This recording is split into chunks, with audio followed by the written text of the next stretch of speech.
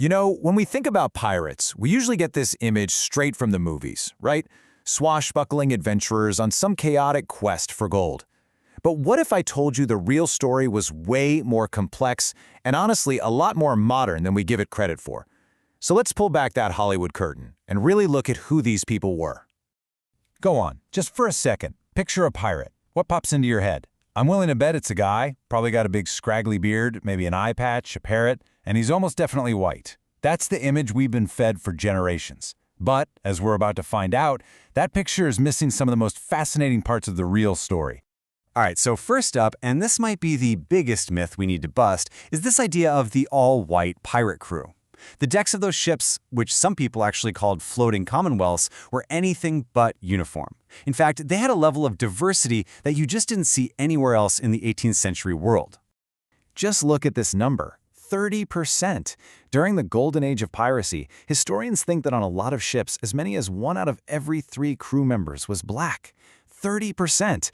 Now, to put that into perspective, this was happening during the absolute peak of the transatlantic slave trade. Back on land, society was rigid, built on racial hierarchy. But out at sea, on these pirate ships, well, something very different was going on. So you gotta ask, why choose such a dangerous, risky life? Well, for someone escaping slavery, the answer was pretty simple. It was a better deal. Piracy, first and foremost, offered a real path to freedom.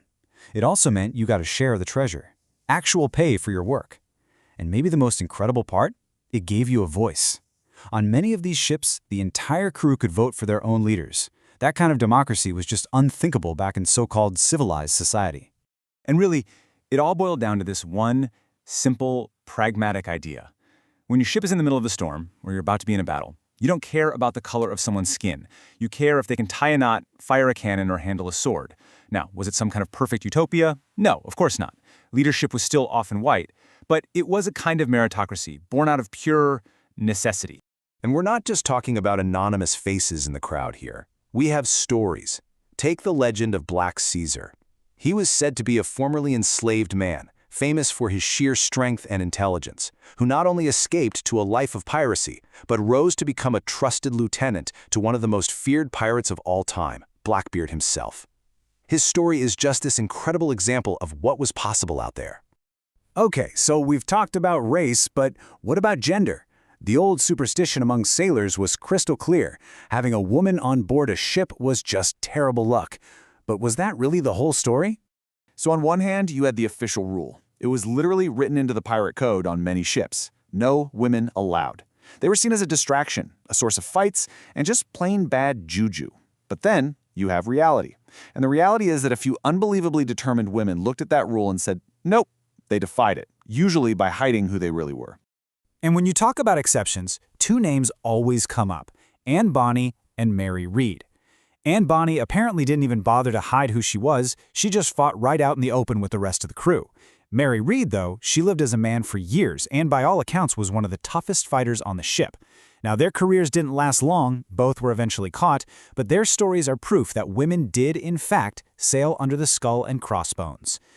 But as amazing as Anne Bonny and Mary Read were, their stories kind of pale in comparison to the single most successful, most powerful pirate leader in all of history.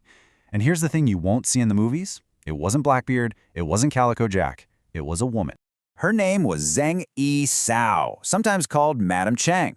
And honestly, to just call her a pirate, well, that's a massive understatement. She was a commander, an admiral of a massive fleet, a brilliant strategist who controlled the South China Sea. So, just how big are we talking here? Well, at the peak of her power, her fleet, the Red Flag Fleet, had over 300 ships. That is more ships than many countries had in their entire navies at the time. And get this, those ships weren't empty. The number of pirates under her direct command is estimated to be as high as 70,000 people. 70! She wasn't just leading a few raids, she was running a gigantic floating empire. So how on earth did she pull this off? Well, you can forget that Hollywood image of drunken chaos. Zheng Yi Sao was a master of organization. She had a strict code of laws, she kept meticulous paperwork to track every single piece of loot, and she enforced her rules with an iron fist. I mean, stealing from the common treasure? That was a death sentence. Her system was so good that she routinely defeated the navies of the Chinese government, the Portuguese, and the British. And this is maybe the most incredible part of her entire story. Unlike pretty much every other famous pirate in history who was killed in battle or hanged by the neck, Zheng Sao was undefeated.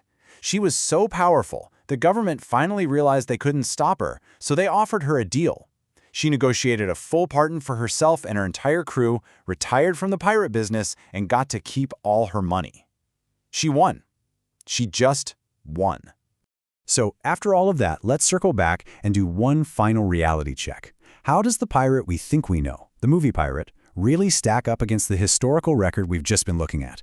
Let's just lay it all out, side by side. The myth, all-white crews. The reality? Nope. They were often incredibly multiracial, sometimes up to 30% black. The myth? Absolutely no women allowed. The reality? It was extremely rare, sure, but some were there, and one became the GOAT. The myth is chaos and disorganization. The reality, as we saw with Zheng Yisao, is that the most successful pirates were ruthlessly organized. And finally, that myth of the romantic adventurer, well, it gives way to the harsh reality of a brutal, dangerous, and usually very, very short life. Which kind of leaves us with this one last, really fascinating question. There's no doubt that these people were criminals. They were violent thieves operating outside the law. But in rejecting the brutal hierarchies of their world, did they accidentally create something else? A dangerous, flawed, but undeniably more diverse and more merit-based society than the one they left behind. It just goes to show you that history is always more complicated and, frankly, a lot more interesting than the movies.